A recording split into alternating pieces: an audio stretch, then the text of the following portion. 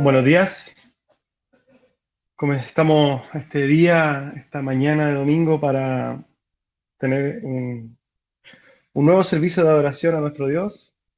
Doy la bienvenida a todas las personas que nos están acompañando o que van a ver este culto a través de esta transmisión.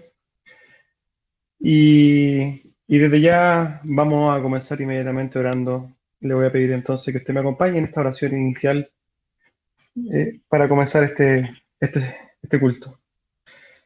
Bendito Rey del Cielo, nos presentamos, Señor, esta mañana delante de su presencia.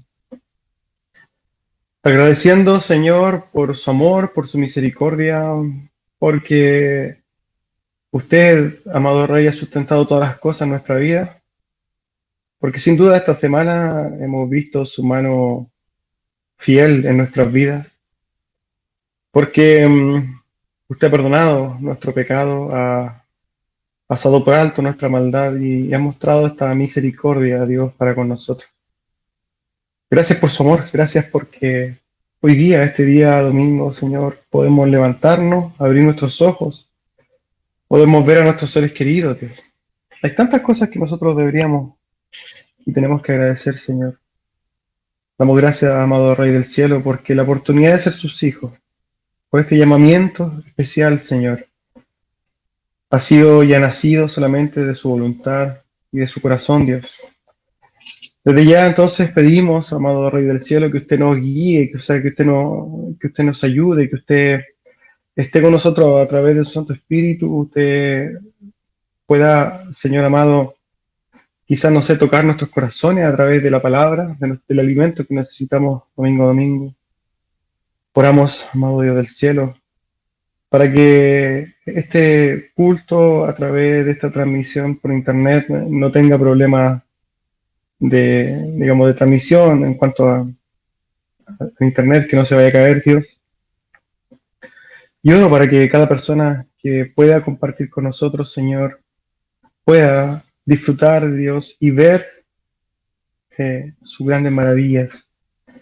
No solamente, Señor, a través de la predicación, quizás, Señor, de su palabra, sino porque puedan ver que cada cosa que pasa en nuestras vidas, Señor, es por su amor, es porque usted así, Señor, le ha placido. Damos gracias, Señor, y disponemos entonces para poder adorarle con libertad a Dios, a usted, en el nombre de Jesús. Amén. Entonces vamos a partir inmediatamente con un himno de alabanza a nuestro Señor. Le voy a entonces invitar a que cante, a que comparta con nosotros el himno Sublime Gracia y pueda disfrutar y meditar también, aprovechando la oportunidad de meditar en las grandes maravillas y en la sublime gracia de nuestro Señor Jesucristo.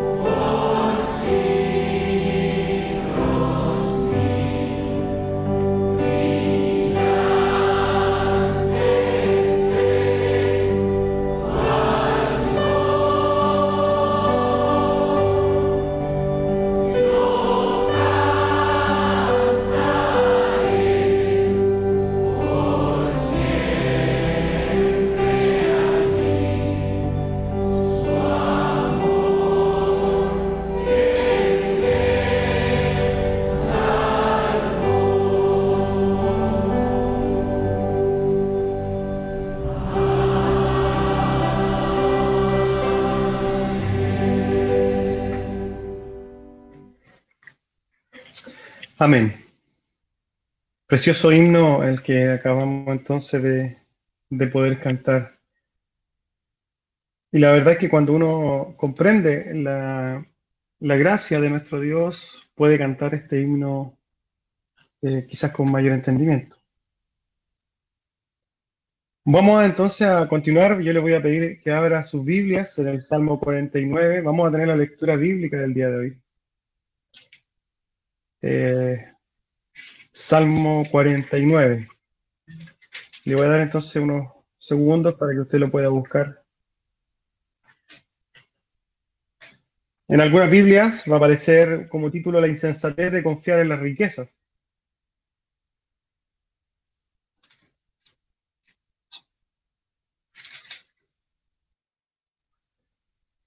Dice así entonces el versículo 1 del Salmo 49.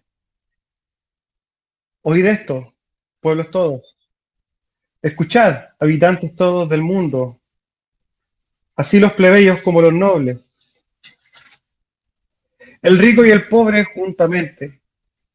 Mi boca hablará sabiduría y el pensamiento de mi corazón inteligencia. Inclinaré al proverbio mi oído, declararé con el arpa mi enigma. ¿Por qué he de temer en los días de adversidad, cuando la iniquidad de mis opresores me rodeare? Los que confían en sus bienes y de la muchedumbre de sus riquezas se jactan. Ninguno de ellos podrá de manera alguna redimir al hermano, ni dar a Dios su rescate.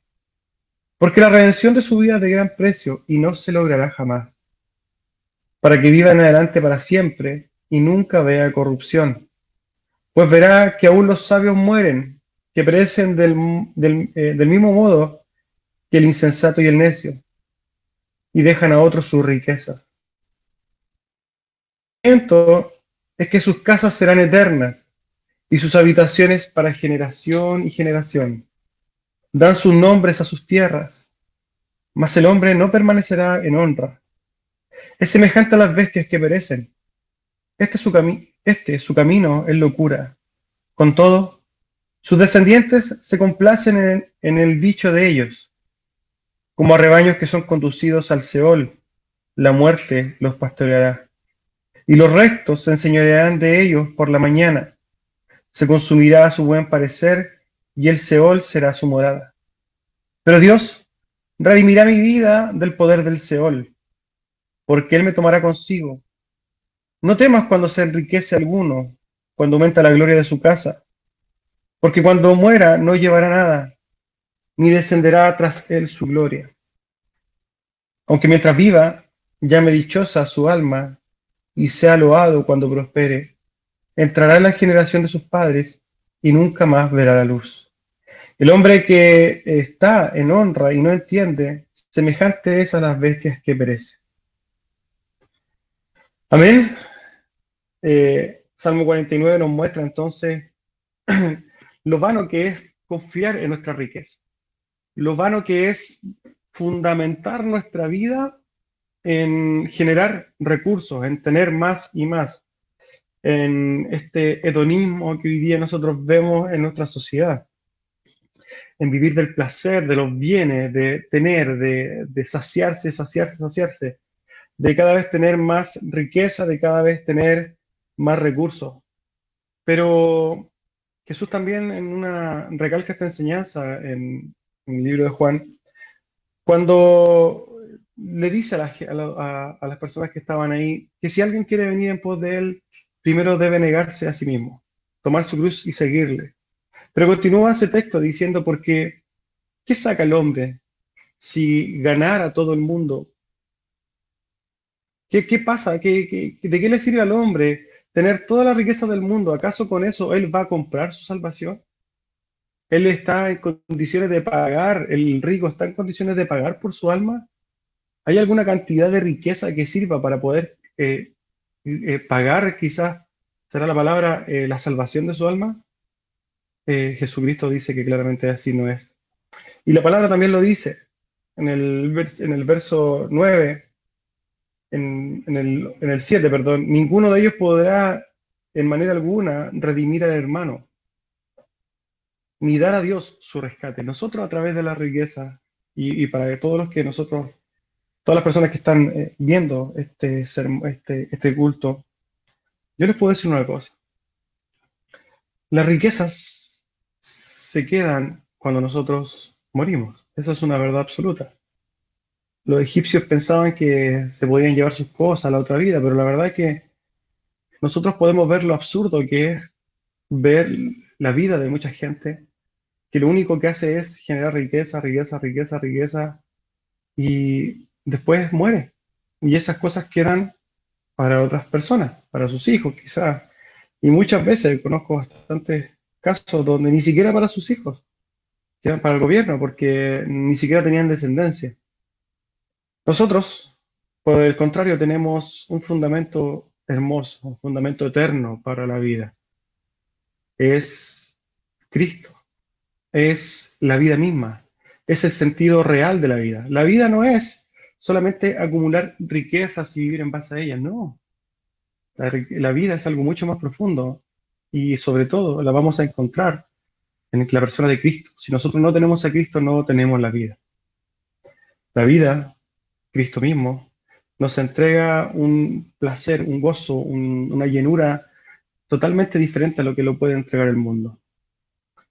Y lo más importante, que los beneficios que Dios da a través de quizás de su salvación, podríamos decirlo, de poder conocerlo, son beneficios eternos, no son beneficios pasajeros como los que dan la riqueza. Lo voy a invitar entonces a cantar otro himno a nuestro Señor. Este himno se llama Santo, Santo, Santo. Y lo voy a invitar entonces a que nos unamos a adorar a nuestro Señor.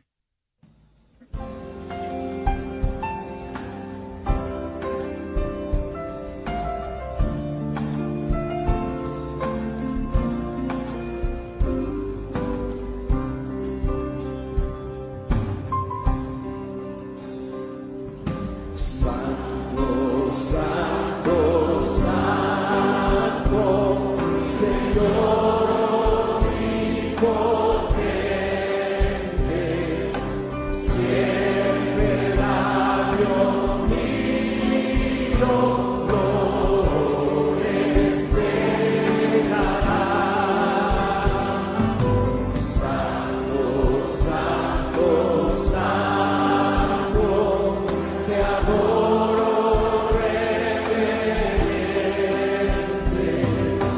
Dios en tres personas, bendita Trinidad.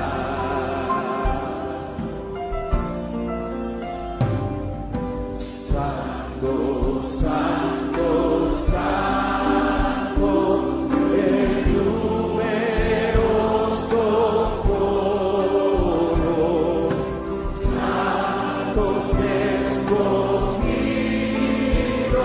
te adoran sin cesar, de alegría llenos y sus coronas de oro brillen ante el trono y el cristal.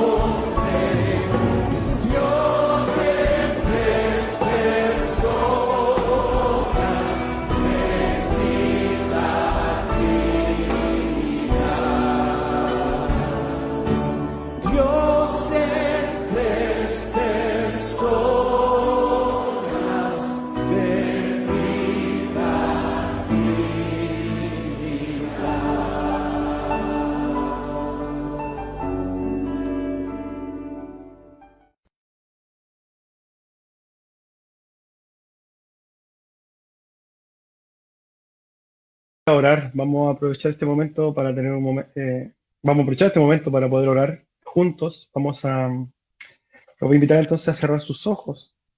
Y al momento de que usted esté quizá en su casa escuchando tu oración, usted también medite. Le voy a invitar a que también usted pueda manifestar sus peticiones, quizás su adoración a Dios a través de la oración, quizás su admiración, la glorificación que nosotros somos llamados a tener para con Dios. Así que le voy entonces a pedir que cierre sus ojos y me acompañe en este momento.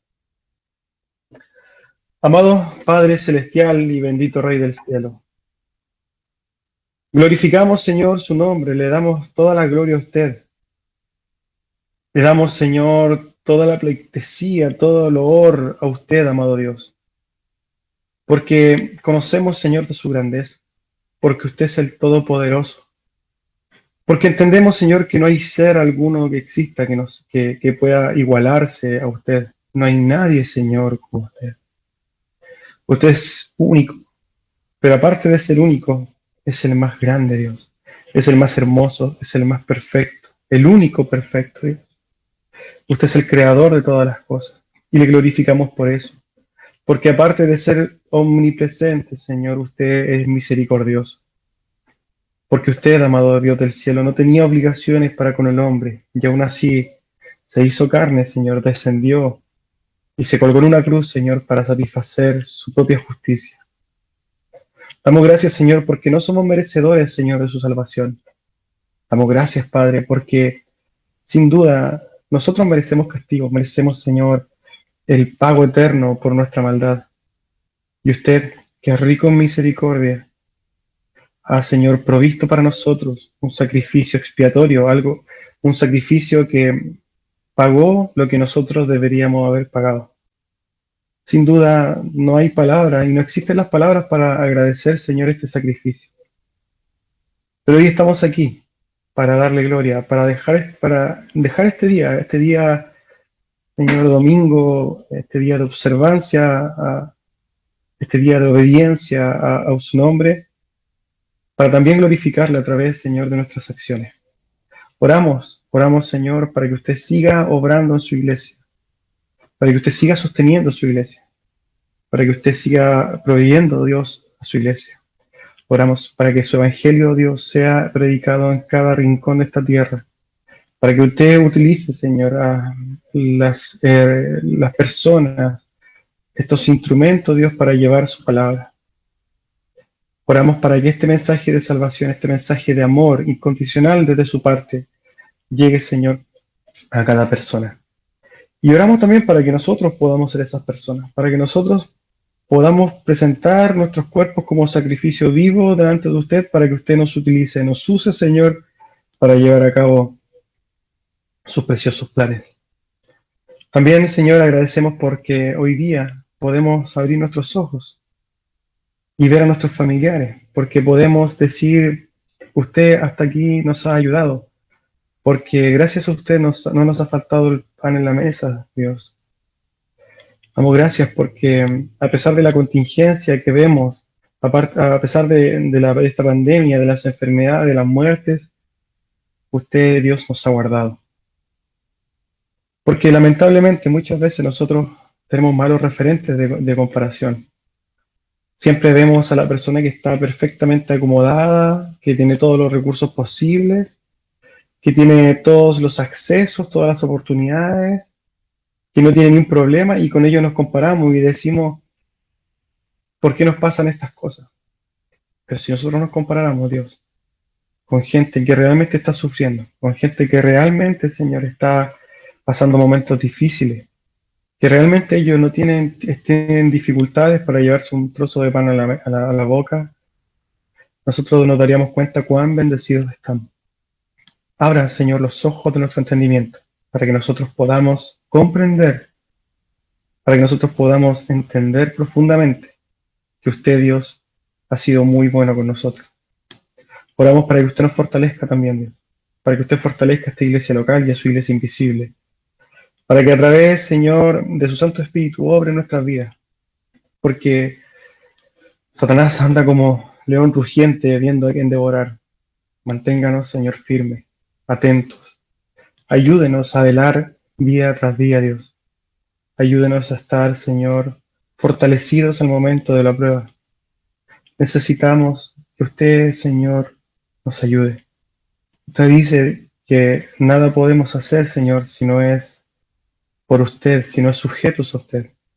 Y en ese sentido es que nosotros oramos para que usted nos sostenga y nos tenga fuertemente, Señor, en el hueco de su mano, para que usted, Señor, nos guarde, nos dé esta seguridad que tanto necesitamos y por sobre todo que ponga, Señor, a través de su Santo Espíritu esta paz que sobrepasa todo entendimiento. Que a pesar de lo que podamos llegar a sufrir o pasar, si en algún momento nuestra morada es tocada, Dios, podamos tener esta paz que solamente usted pone en nuestras vidas y que nosotros comprendamos el porqué de esto que podría llegar a pasar. Usted en Romanos 8 nos dice que para nosotros los hijos de Dios, los que conforme a su propósito fuimos llamados, todas las cosas nos ayudan a bien. Y entendemos que por más fea que quizás se vea una situación, usted la hará redundar en bien. Solamente oramos para que usted nos haga entender todas las cosas en nuestra vida, Dios. Damos gracias por este momento que tenemos, Dios, donde podemos levantar, Señor, adoración a su nombre libremente. Donde estamos en este país, que no hay persecución. Porque hoy día podemos decir que somos seguidores de Cristo sin miedo, Señor, a que nos asesinen. Damos gracias porque estamos en un lugar seguro, Dios. Y le pido que cada uno de nosotros ponga un entendimiento de que esto que tenemos no es algo para que nosotros tengamos una actitud pasiva, sino que todo lo contrario respecto a la predicación de su evangelio. Sino que esta oportunidad que nosotros tengamos, Dios, la utilicemos para bien. Y esta libertad que tenemos de poder decir somos hijos de Dios y creemos en un Cristo Salvador, usted también, Señor, ponga en el corazón de nosotros el hecho de salir y predicar este evangelio precioso. Amado Dios, agradecemos todas estas cosas en el santísimo nombre de Jesús. Amén. Y bueno, antes de pasar a la predicación del sermón, voy a invitarlo entonces a cantar un último himno. Este himno habla de la exaltación a nuestro Dios. Te exaltaré, mi Dios y mi Rey.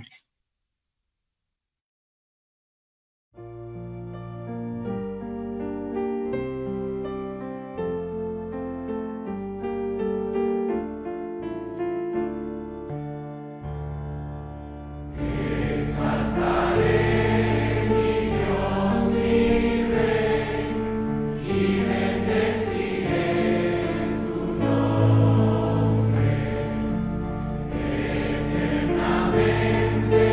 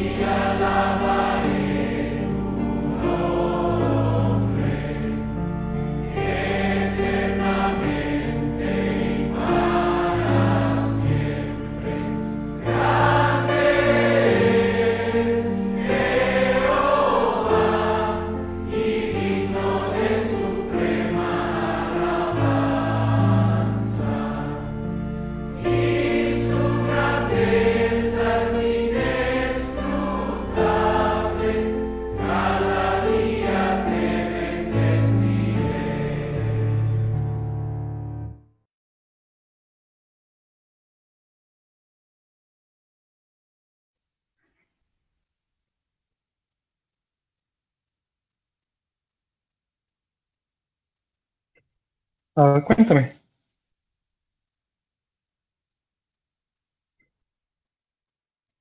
Amén. Entonces vamos a proceder con, vamos a orar para poder pasar al sermón del día de hoy. Entonces le voy a pedir nuevamente que cierre sus ojos brevemente para poder orar por esta palabra. Bendito Dios, estamos, Señor, preparados para poder exponer su palabra. Oro particularmente, Dios, para que usted me ayude, para que usted, Señor, guíe mis palabras. Y oro por mis hermanos, por las personas que están viendo esta predicación, para que usted a través de su Santo Espíritu pueda, Señor, dar un entendimiento profundo de su palabra, que puedan ser alimentados a través de ella, y que este sermón, esta predicación, Señor, cumpla su propósito eterno.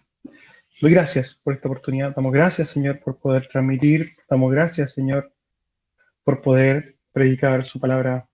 Solamente a través de los méritos de su Hijo Jesús es que nosotros estamos en este lugar, Señor, y le damos gracias. Amén.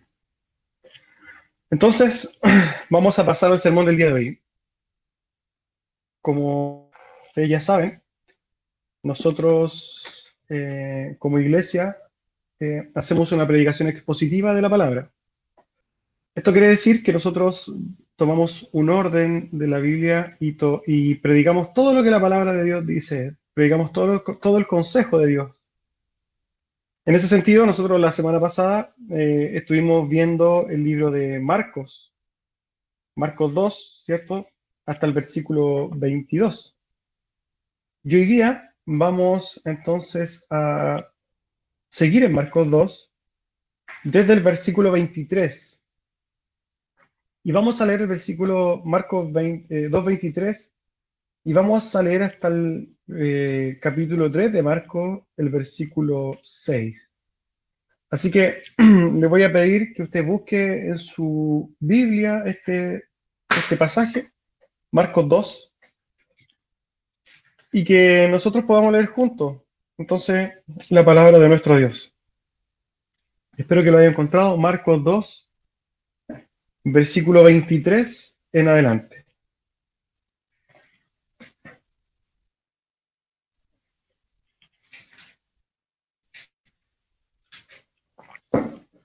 Amén. Dice así la palabra de nuestro Señor.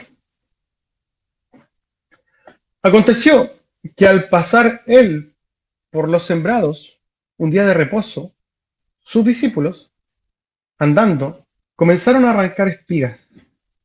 Entonces los fariseos le dijeron, mira, ¿por qué hacen en el día de reposo lo que no es lícito?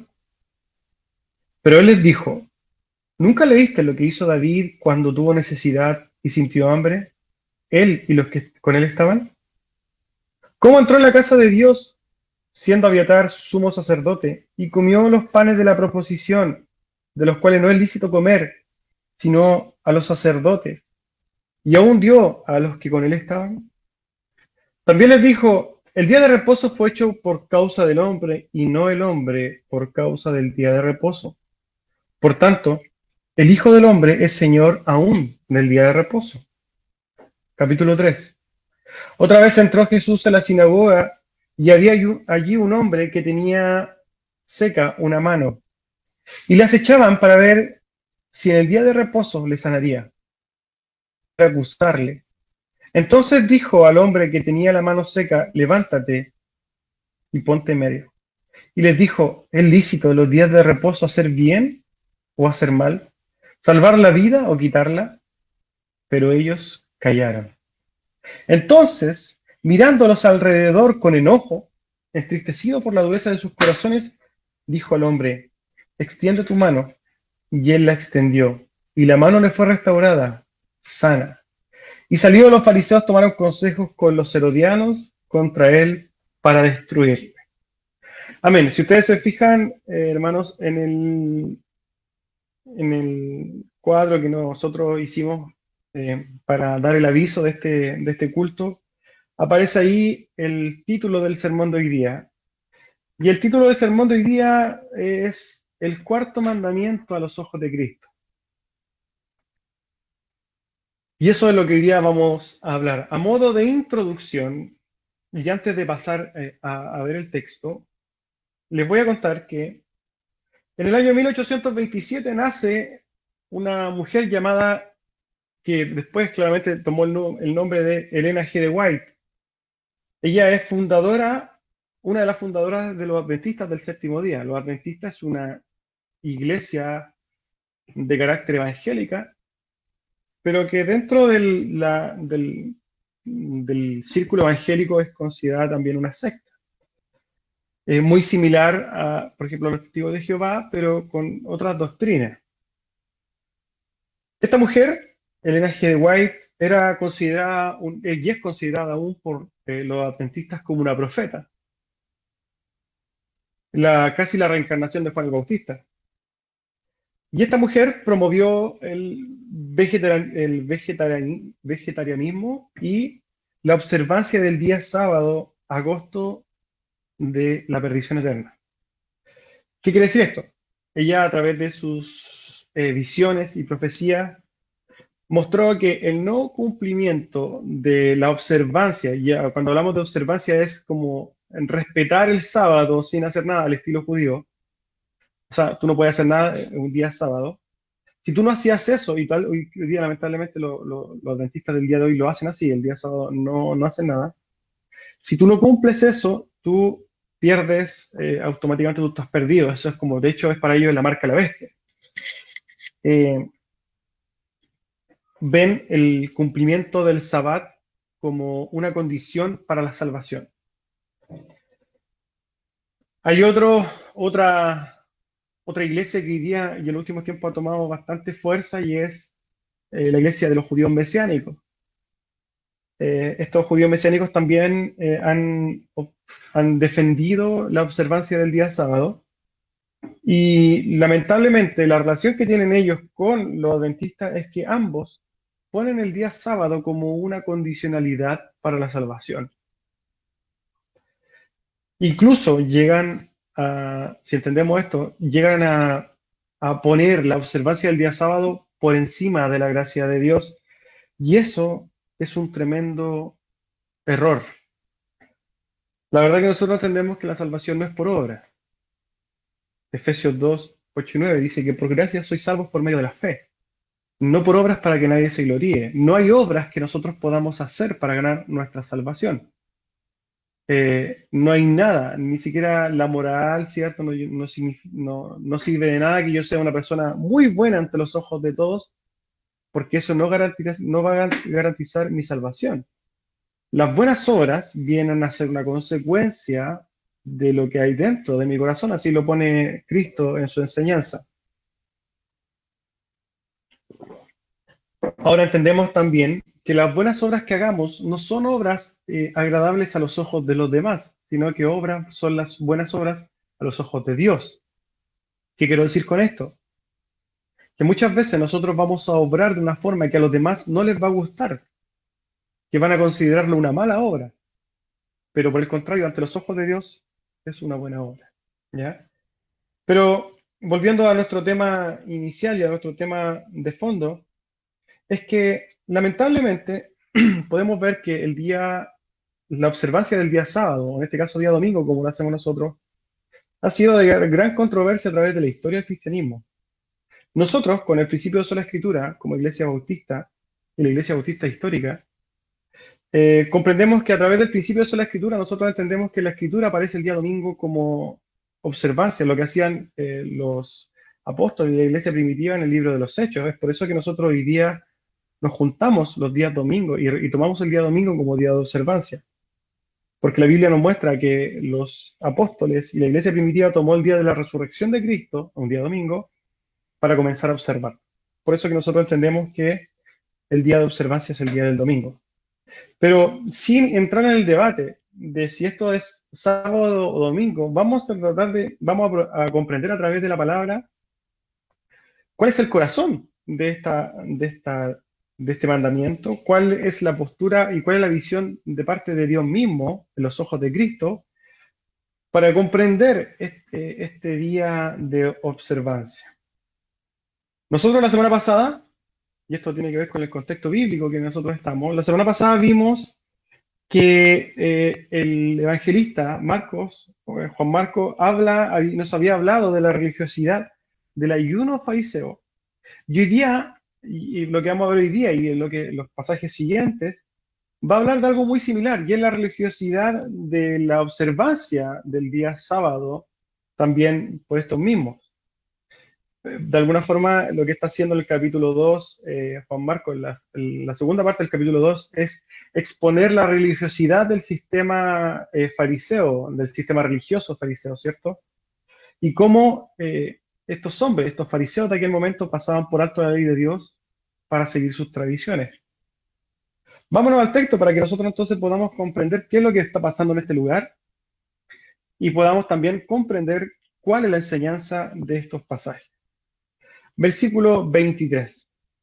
Entonces dice así la palabra de nuestro Dios. Aconteció que al pasar él, Jesucristo, por los sembrados un día de reposo, sus discípulos, andando, comenzaron a arrancar espigas. Nosotros, para poder tener un poquito más de detalle, vamos a recurrir brevemente a algunos pasajes de los libros sinópticos. En este caso, nos vamos a apoyar un poco con Mateo 12:1, que habla de lo mismo y nos dice lo siguiente. En aquel tiempo iba Jesús por los sembrados en un día de reposo, y sus discípulos tuvieron hambre y comenzaron a arrancar espigas y a comer. ¿Por qué utilizamos entonces los sinópticos? Porque si nosotros vemos lo que nos dice solamente Marcos, Marcos nos dice que los discípulos con Cristo iban pasando por un sembrado y empezaron a sacar espigas. Pero Mateo nos dice y nos aporta dos cosas. Primero, que tenían hambre y que por eso pasan. Y segundo, que estas espigas las empiezan a comer. Y esto es importante comprenderlo para lo que nosotros tenemos que ver de fondo. Entonces comprendemos que Jesús estaba entonces en un día de reposo, tuvieron hambre con sus discípulos, comenzaron a arrancar espigas y las empezaron a comer. Versículo 24 de Marcos. Entonces los fariseos le dijeron, mira, también le dijeron a Cristo, ¿por qué hacen en el día de reposo lo que no es lícito? Entonces ya sabemos quiénes son las personas que están juzgando esta situación, que son los fariseos. Al verlo entonces, al ver los fariseos a los discípulos de Cristo, automáticamente y como siempre comenzaron a cuestionar y a juzgar, ¿cierto? A culpar alguna supuesta transgresión de la ley. Y cuando los fariseos dicen, ¿por qué hacen en el día de reposo lo que no es lícito? Nosotros tenemos dos opciones que analizar. ¿Estarán los fariseos, perdón, diciendo que no era lícito arrancar espigas? ¿O no era lícito hacer algo en un día de reposo? La verdad es que nosotros vamos a tratar de responder y vamos a responder los dos casos. Lo primero es comprender si es que arrancar espigas de un sembrado ajeno era algo ilícito. Nosotros, por ejemplo, en este caso hoy día, quizás con otro sistema de economía, si vamos por las ferias, ¿cierto? O si incluso pasamos a una parcela donde tienen sembrada, donde tienen una siembra de, no sé, de fruta, estoy hablando, tienen árboles frutales y tienen, no sé, naranjas, por un ejemplo burdo, y nosotros nos metemos a esa parcela y sacamos naranja, es un robo. Pero veamos qué pasa, y eso es lo que hicieron los apóstoles, o sea, sí, los apóstoles de Cristo. Ahora, ¿qué pasa si en ese tiempo, en el contexto del pueblo de Israel, era entonces ilícito sacar espigas de un sembrado ajeno? Para eso tenemos que irnos a Deuteronomio 23:25. Deuteronomio 23:25 nos dice lo siguiente: cuando entres en la mies de tu prójimo, podrás arrancar espigas con tu mano, mas no aplicarás hoz a la mies de tu prójimo. Claramente, hay palabras que son difíciles de comprender, como por ejemplo, mucha gente no sabe lo que es la mies. La mies, entonces, es el cereal que ya está maduro para ser cosechado. Eso es la mies. Y la hoz es una herramienta agrícola que se utiliza para cosechar. ¿Qué nos está diciendo entonces Deuteronomio? Cuando entres a la siembra que está lista para ser cosechada de tu prójimo, podrás arrancar espigas con tu mano, pero no aplicarás una herramienta agrícola para cosecharla. O sea, lo que permitía a Dios a través de su ley era que tú podías ir a un sembrado ajeno y sacar espigas con tu mano para saciar tu necesidad, pero no para hacer negocio de esta oportunidad.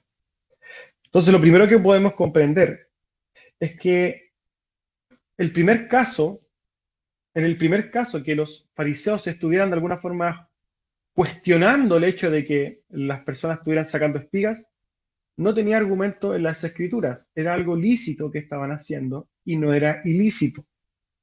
Ahora, lo segundo que tenemos que ver es si es que era ilícito hacer algo en este día de reposo al cual hacen alusión los fariseos. Los fariseos, la verdad que razonaban de esta manera. Ellos entendían que estaba prohibido hacer cualquier cosa el día sábado. Había una observancia totalmente religiosa desde este punto de vista. Ellos entendían entonces que había una prohibición total de ejercer cualquier labor en un día de reposo, pero aquí se vio y se encontraron con los discípulos que estaban sacando espigas de una mies. ¿Qué pasa con esto? Los rabíes, a través de la historia, los intérpretes, se supone, de la ley, habían hecho una lista de 39 trabajos especiales, principales, podemos decir. Cada uno estaba subdividido en 6 categorías menores. Todas estas prohibían diferentes actividades los días sábados. Y según esa lista, eh, no figuraba entonces el arrancar espigas de grano bajo la categoría de cosechar. En otras palabras, para ellos, para los fariseos, era ilícito incluso sacar estas espigas porque era cualquier acción. La verdad que los fariseos eran bastante cuadrados, se puede decir, respecto a la observancia del sábado. Por ejemplo, ellos tenían una cantidad de pasos que podían dar el día sábado, porque no se podían ellos movilizar, por ejemplo. Por eso tenían una cantidad de pasos para asegurar que se quedaran en el mismo lugar. La verdad que había una serie de leyes para el día sábado. Ahora bien, comprendamos lo siguiente, y también vamos a nosotros comprender que esto también lo vimos la semana pasada. Todas estas cosas, las interpretaciones de los rabíes, no eran interpretaciones de la Biblia misma. Estas leyes, entre comillas, pertenecían a la ley oral de los judíos, a la tradición. En ese entonces, lo que se conocía como la Mishnah, y que contemplaba toda la tradición judía, ¿cierto? Entonces, lo que estaban juzgando los fariseos no era la ley de Dios, sino que era la ley oral, la tradición. Obviamente, entonces, es que los fariseos nuevamente muestran cómo sepultan la ley de Dios, su ley y su tradición, sus propias tradiciones de hombres, sepultando la ley de Dios. Esto aparece también, también vamos a tener claro que Jesús condena fuertemente esta conducta de los fariseos. En Marcos, por ejemplo, 7, 8 y 9, dice lo siguiente: porque dejando el mandamiento de Dios, os aferráis a las tradiciones de los hombres, los lavamientos de los jarros y de los vasos de beber, y hacéis otras muchas cosas semejantes. Les decía también Jesús: bien invalidáis el mandamiento de Dios para guardar vuestra tradición. Esto es algo que nosotros vemos muy comúnmente en los relatos evangelísticos. Entonces, para comprender lo que estaba pasando, nosotros tenemos que tener una perspectiva bíblica de esta situación. Y para eso nosotros nos vamos a ir a la Biblia, no a la tradición a la cual se iban ellos, sino que a la tradición bíblica. ¿Qué nos dice en Deuteronomio 5, del versículo 12 al 15, respecto del día de reposo? Guardaréis el día de reposo para santificarlo, como Jehová tu Dios te ha mandado. 6 días trabajarás y harás toda tu obra, mas el séptimo día de reposo a Jehová tu Dios. Ninguna obra harás tú, ni tu hijo, ni tu hija, ni tu siervo, ni tu sierva, ni tu buey, ni tu asno, ni ningún animal tuyo, ni el extranjero que está dentro de tus puertas. Pero fíjense lo que dice: para que descanse tu siervo y tu sierva como tú. En otras palabras, está manifestando que la observancia de este día sábado tiene un interés particular y es el descanso de todas las personas que involucraban la sociedad de aquel momento, incluso los animales. Entonces la ley divina en ningún momento prohibía lo que estaban haciendo los discípulos. Cuando dice que 6 días trabajarás y harás toda tu obra, no significa que el día sábado, el día de descanso, no vas a poder hacer obras que son básicas para el hombre. Está diciendo que vas a dejar tu obra, vas a dejar tu trabajo, tus funciones normales, ¿cierto? Pero en ningún momento te está prohibiendo la satisfacción de necesidades primarias. Y fíjense lo que dice Jesús, entonces, recalcando esto. Versículo 25. Pero Jesús les dijo, ¿no leíste lo que hizo David cuando tuvo necesidad y sintió hambre? Él y los que con él estaban. ¿Cómo entró en la casa de Dios siendo Abiatar como sacerdote y comió los panes de la proposición, de los cuales no es lícito comer sino a los sacerdotes, y aún dio a los que con él estaban? Mateo 12:15 nos ayuda. Dice, ¿o no habéis leído la ley, el Antiguo Testamento? ¿Cómo en el día de reposo los sacerdotes en el tiempo profanaban el día de reposo y son sin culpa? ¿Qué pasó? Este episodio en el cual David llega a comer estos panes, ¿cierto? Porque tenía hambre, también sucedió en un día de reposo. Pero lo que muestra la escritura es que a pesar de esta situación en la cual David transgredió la ley ceremonial, no fue tomado en culpa, ni siquiera él, ni los que con él estaban, ni tampoco los sacerdotes. Ni uno fue tomado culposo. ¿Por qué? Porque el corazón, el espíritu de la ley ceremonial estaba por debajo de las necesidades humanas. Asimismo, el día de reposo está por debajo de las necesidades humanas. Jesús le dijo en otras palabras, ¿acaso no han leído entonces en el Antiguo Testamento el pasaje donde en un día de reposo David comió lo que no debía comer? Pero Dios no los culpó. Jesús entonces está utilizando la misma palabra, el mismo Antiguo Testamento para mostrarle a estos fariseos que las necesidades humanas entonces estaban por encima de las leyes ceremoniales, por ejemplo. Respecto a esta ley ceremonial, entonces, esto que pasó en aquel momento, estos panes de la proposición, que yo creo que muchos tienen dudas, ¿qué era esto?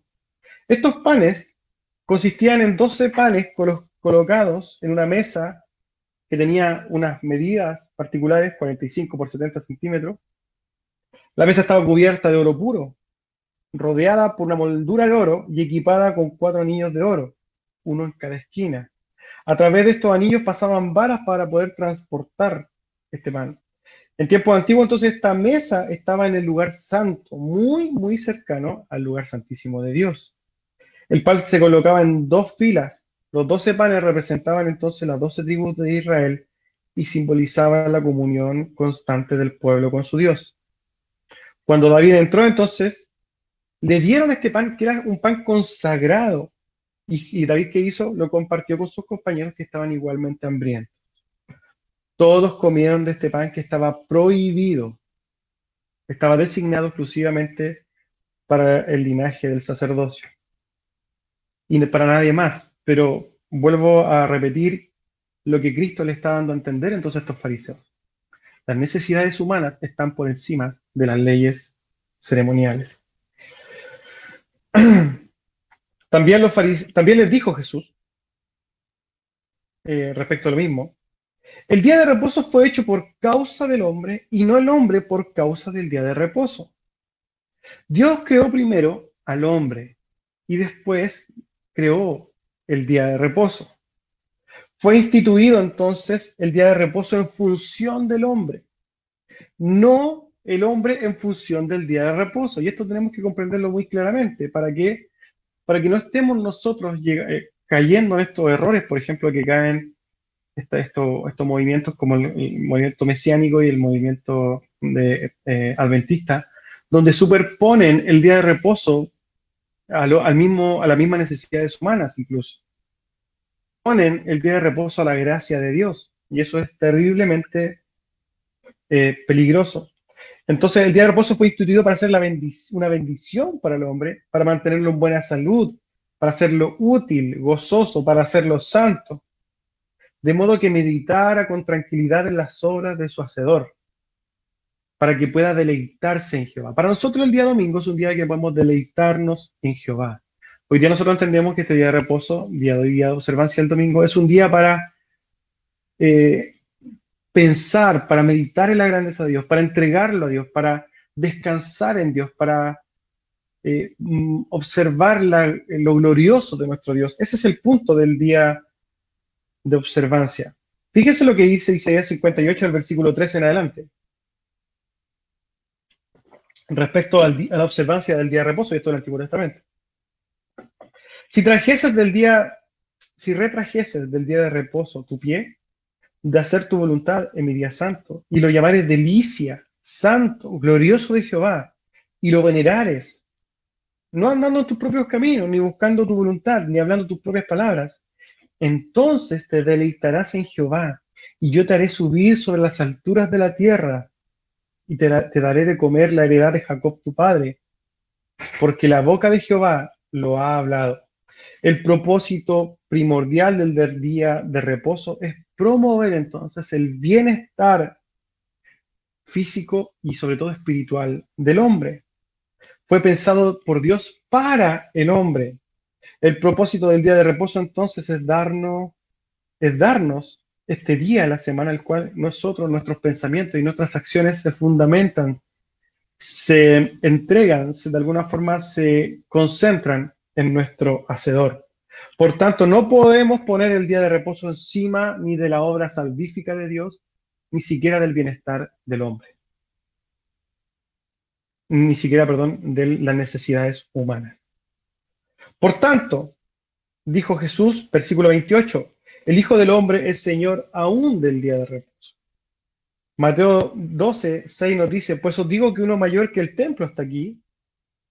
Si supieses qué significa misericordia quiero y no sacrificios, no condenarías a los inocentes, refiriéndose a los apóstoles. Porque el Hijo del Hombre es Señor del día de reposo. Este es el versículo paralelo, ¿cierto? Jesús dice, uno mayor que el templo está aquí. En otras palabras, Jesús estaba mostrando, dando a entender su poder y autoridad incluso sobre este día de reposo. Dice, el Hijo del Hombre es Señor del día de reposo. Mateo 28, 18 dice, Jesús se acercó y les habló diciendo, toda potestad me es dada en el cielo y en la tierra.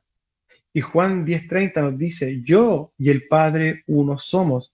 En otras palabras, lo que le estaban diciendo los fariseos, yo mismo, Dios hecho carne, les está diciendo a ustedes cuál es el sentido, cuál es el verdadero propósito del día de reposo. Los fariseos no lo podían entender porque ellos estaban cegados con sus tradiciones. Pero a los ojos de Cristo, la intención en el corazón de Dios para el día de reposo es proporcionar al hombre un día de descanso y de meditación en él. No es un día donde tú tengas que seguir un sistema religioso donde tú no puedas hacer nada. Todo lo contrario, es un día que para nosotros es una oportunidad de poder gozarnos en Dios. Jesús entonces está mostrando que Él tiene toda la autoridad, incluso aún sobre este día de reposo. Él, siendo el mismo Dios y creador, aquel mismo que lo instituyó, tiene toda la autoridad para determinar lo correcto y lo incorrecto. Y como entendemos a través del Nuevo Testamento, como lo dice el Mesías, Cristo, era el que venía a dar la correcta interpretación de la ley. Lo vemos en otros pasajes, cuando Él les dice, les dice, ustedes han oído, pero yo les digo, ustedes escucharon esto, pero yo les estoy diciendo, aquí pasa lo mismo. Jesús está diciendo, ustedes a través de su tradición escucharon, pero el día de reposo es esto, y así se observa. Entonces, no son las interpretaciones de los rabíes, no son las interpretaciones de hombres las que deben determinar cómo se utiliza el día de reposo, no son las profecías de una mujer, no, es el Cristo mismo, el el Cristo, el que tenía que venir a dar la correcta interpretación de la ley, el cual lo hizo a través de su palabra, y nos deja claro lo siguiente: el día de reposo, entonces, no es para darle una observancia religiosa basada en tradiciones, sino que todo lo contrario, tiene claro el corazón, de alguna forma podemos decir, la intención en el corazón de Dios, la cual es darle al hombre un día de descanso, un día para la meditación de la gloria de Dios, un día en el cual el hombre se puede concentrar en Dios, un día que el hombre tiene la posibilidad y la obligación y el privilegio a la vez de gozarse en las maravillas de Dios. Entonces, continúa este fragmento, este capítulo 2 termina aquí, pero en lo que vamos a seguir leyendo, Jesús continúa hablando lo mismo. El evangelista en este caso continúa con el mismo tema, hablando de otra situación particular que se dio. Entonces nos dice el capítulo 3, versículo 1. Otra vez Jesús entró a la sinagoga y había un hombre ahí que tenía una mano seca. Y le acechaban para ver si en el día de reposo le sanaría, a fin de poder acusarle. Ya hablando del día de reposo, no solamente estamos hablando de lo que no podían hacer respecto a las necesidades humanas, ¿cierto? Jesús ahora empieza la palabra a hablarnos de otro tema, de qué podemos hacer entonces en el día de reposo. ¿Podemos hacer el bien o podemos hacer el mal?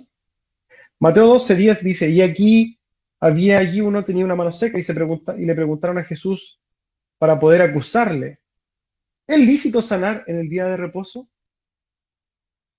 Entonces, en aquel tiempo, y esto ya tiene que ver un poquito con el contexto, habían dos escuelas de pensamiento rabínico, ¿cierto? La escuela de Shammai y de Hillel. Y estas escuelas tenían dos visiones muy diferentes de muchos temas. De hecho, eran muy contrarias. Pero respecto del día de reposo, las dos mantenían una misma postura, y esto es lo llamativo, en esto tenían acuerdo. En este tema del día de reposo, ellos tenían dentro de su interpretación que solo podían hacer algo en el día de reposo si permitía sanar la vida de un hombre que estuviera realmente en peligro. Era lo único que podían hacer. Pero en los demás tenían un montón de diferencias. Ahora, Jesús, tenemos que comprender que estaba en la misma sinagoga, donde estaban estos grupos, ¿cierto? Donde algunos se daban instancias de discusión, de debate, etcétera. Y en este momento podemos comprender que estaban todos los grupos fariseos en ese momento. Y como siempre tratan de exponer a Cristo una pregunta difícil de responder, ¿cierto? Y le preguntan entonces, ¿es lícito sanar en el día de reposo? Y Jesús responde.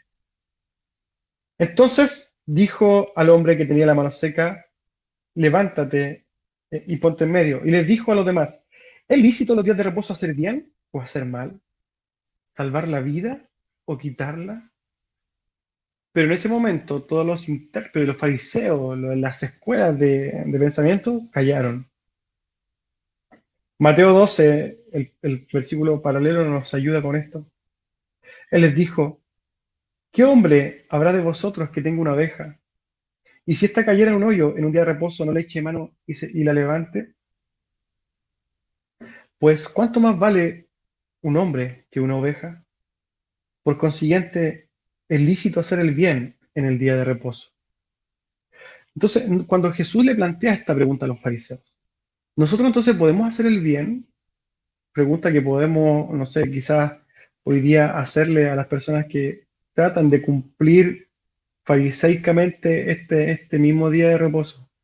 ¿Podemos hacer el bien nosotros hoy día en un día de reposo? Jesús, si estuviera aquí, nos preguntaría, ¿podemos hacer el bien entonces en un día de reposo? Jesús pone este ejemplo en Mateo. ¿Qué si usted tiene una oveja y nosotros podríamos decir, ¿qué si nosotros tiene un perrito hoy día, ¿cierto? Un animal que está en peligro no va y lo va a sanar o lo va a rescatar. ¿Cuánto más vale la vida de un humano? Entonces, ¿cuánto más bien podemos hacerle nosotros a nuestro prójimo, a las personas en un día de reposo? ¿Cómo responderíamos nosotros a esta pregunta? ¿Podemos hacer el bien o el mal en el día de reposo? La respuesta está ahí. Podemos hacer el bien. Estos fariseos, ¿cierto? Entonces, que eran los que de alguna forma determinaban lo que estaba bien y lo que estaba mal, estaban acostumbrados a eso. Jesús los confronta y como siempre los deja en una situación totalmente incómoda.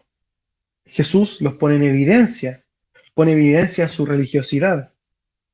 ¿No sabían acaso los fariseos que el Antiguo Testamento demandaba y subrayaba que se debía hacer el bien respecto a Dios, amarle, servirle, dedicarle, y con respecto al prójimo, alimentarle, vestirle y dejar de oprimir? ¿Se olvidaron totalmente de Isaías 58?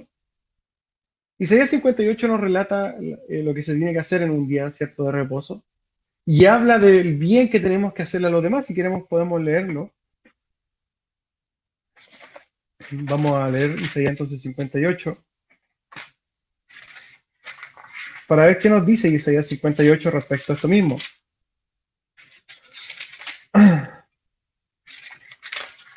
Isaías 58. Clama voz en cuello, no te detengas, alza tu voz como trompeta y anuncia a mi pueblo su rebelión y a la causa de Jacob su pecado, que me buscan cada día y quieren saber de mis caminos, como gente que hubiese hecho justicia y que no hubiese dejado la ley de su Dios. Me piden justos juicios y quieren acercarse a Dios. ¿Por qué dicen ayunamos y no hiciste caso? Humillamos nuestras almas y no te diste por entendido. He aquí que en el día de vuestro ayuno buscáis vuestro propio gusto y oprimís a todos vuestros trabajadores. He aquí que para contiendas y debates ayunáis y para herir con el puño inicuamente. No ayunéis como hoy, para que vuestra voz sea oída en lo alto. ¿Es tal el ayuno que yo escogí, que de día aflija al hombre su alma, que incline su cabeza como junco y haga cama de silicio y de ceniza? ¿Llamaréis esto ayuno y día agradable a Jehová? ¿No es más bien el ayuno que yo escogí desatar las ligaduras de impiedad, soltar las cargas de opresión y dejar ir libres a los quebrantados y que rompáis todo yugo? ¿No es que partas tu pan con el hambriento y a los pobres errantes albergues en casa, que cuando veas al desnudo lo cubras y no te escondas de tu hermano? Entonces nacerá tu luz como el alba y tu salvación se dejará ver pronto, e irá tu justicia delante de ti y la gloria de Jehová será tu retaguardia. Entonces invocarás y te oirá Jehová, clamarás y dirá él, heme aquí. Si quitares de en medio de ti el yugo, el dedo amenazador y el hablar vanidad, y si dieres tu pan al hambriento y saciares al alma afligida, en las tinieblas nacerá tu luz y tu oscuridad será como el mediodía. Jehová te pastoreará siempre, y en la sequía saciará tu alma, y dará vigor a tus huesos, y serás como huerto de riego, y como manantial de aguas, cuyas aguas nunca faltan. Y los tuyos edificarán las ruinas antiguas, los cimientos de generación y generación. Levantarás y serás llamado reparador de portillos, restaurador de calzado para habitar. Si retrajeres del día de reposo tu pie, de hacer tu voluntad en mi día santo, y lo llamares delicia, santo glorioso de Jehová, y lo venerares, no andando en tus propios caminos, ni buscando tu voluntad, ni hablando tus propias palabras, entonces te deleitarás en Jehová, y yo te haré subir sobre las alturas de la tierra, y te daré de comer la heredad de Jacob, tu padre, porque la boca de Jehová lo ha hablado. El llamamiento a este capítulo es cómo nosotros presentamos nuestro día de ayuno, día de reposo también a Jehová, poniendo presión, haciendo de alguna forma el mal, o por otra parte, dando el bien, haciendo el bien, quitando la opresión, haciendo buenas obras ante los ojos de Dios para con los demás. Este es el llamado de Dios en el día también de reposo, ir y hacer el bien a los demás. Se olvidaron entonces de este pasaje de Isaías 58, tal como se olvidan de Isaías 53, hasta el día de hoy. Dios entonces había instado a usar el día de reposo con el mismo propósito con el que Jesús estaba usando en ese momento, hacer el bien. Entonces, mirándolos alrededor, Jesús, entristecido por la dureza de sus corazones, dijo al hombre, extiende tu mano. Y él la extendió y la mano le fue restaurada. Jesús los vio con enojo, una ira santa en ese momento. Jesús no se agradó de la religiosidad, como no lo hace hoy día tampoco. Jesús no se goza en la religiosidad del fariseo, ¿no? Jesús se regocija en el verdadero sentido espiritual de su ley, de su palabra, porque eso nos muestra el bien, hermanos, y ese es el bien que nosotros tenemos que seguir. No seguir las tradiciones de hombres, sino seguir lo que Dios nos dice a través de su palabra. ¿Qué efecto tuvo entonces esta respuesta de Dios a estos legalistas? ¿Qué respuesta tuvo esta acción, esta exposición de Jesús a estos fariseos? ¿Cómo respondieron? Versículo 6 nos dice, y salió los fariseos, tomaron consejo con los herodianos contra él para destruirlo. Si nosotros vemos muchos pasajes, cuando eran expuestos estos fariseos siempre se iban enojados y empezaban a maquinar cómo destruir al Mesías. Los fariseos no solo abandonaron la sinagoga, sino y lo hicieron cierto malhumorados, estaban furiosos. No les importó que un hombre lisiado, fíjense en esto, no les importó que un hombre lisiado fuera sanado. A ellos les importaba la transgresión no solamente de su tradición, sino que de su orgullo. No se alegraron por el hombre que tenía una mano seca y fue sanado, ni por ver el grande prodigio de Dios, no. A ellos les interesaba solamente haber sufrido esta humillación por su observancia religiosa del día de reposo. La reacción de estos fariseos es muy similar a la que tienen un montón de evangélicos el día de hoy, que defienden a tal punto sus tradiciones que no les importa en lo absoluto ni la palabra de Dios, ni las consecuencias que pueda traer la transgresión de esta, el daño que le puede hacer a las personas. Yo voy a tomar este momento para contar una historia breve. Una vez, y algo que claramente marcó algo que nunca se me va a olvidar. Una vez fuimos a la casa de unos familiares de un hermano, y en ese lugar había una mujer que nosotros, claro, fuimos a orar por una mujer que estaba enferma, y esta mujer que había tenido algún acercamiento al cristianismo, empezamos a hablar con ella y nos dijo, no, yo no puedo volver a la iglesia porque tengo teñido el pelo. Y sin duda, nosotros tratamos de guiarla en el sentido de decirle, eso es tradición, eso no es bíblico. El punto de esto es que esta persona, esta mujer, claramente sufría. Sufría porque quería acercarse a Dios, pero en su iglesia, donde iba, una iglesia pentecostal, claramente, eh, era condenada, era mirada fariseicamente, podemos decirlo, fariseamente, eh, por haberse teñido el pelo. Y lo malo de esto es que esto no es una situación puntual ni particular, se da mucho. Que a las personas, las mujeres no pueden entrar a una iglesia porque no llevan falda. Que, no sé, que una mujer no puede entrar a la iglesia porque tiene el pelo teñido. Y la verdad es que estas son tradiciones y manifiestan claramente una similitud con estos fariseos de aquel momento, donde la tradición era tan fuerte, tan importante para ellos, pero que a la vez, al defender con tal ímpetu esta tradición, lo que hacen es sepultar la verdadera ley de Dios. Es impresionante entonces cómo se destruye una enormidad, una enorme cantidad de gente, se les aleja debido a esta tradición. Estos hombres, después de esto, buscaron destruir a Jesús y entendemos que los fariseos a través del tiempo y claramente en la voluntad de Dios terminaron crucificando a Cristo mucho más adelante. Pero lo que nosotros tenemos que comprender entonces respecto de este fragmento de la Escritura es lo que Dios, Cristo mismo en la tierra, nos da a entender a través de sus ojos, del mismo, el que la instituyó, este día de reposo, cómo nosotros debemos observarla entonces. Y a modo, digamos, de resumen, podemos entonces nosotros decir que para nosotros este día domingo Es un día de tremenda bendición. Es una oportunidad domingo a domingo para que nosotros nos gocemos en Cristo. No es para tener una observancia religiosa donde nosotros nos vayamos por un manual de cosas que no podemos hacer. No. Nosotros tenemos que voluntariamente contemplar la gloria de Dios.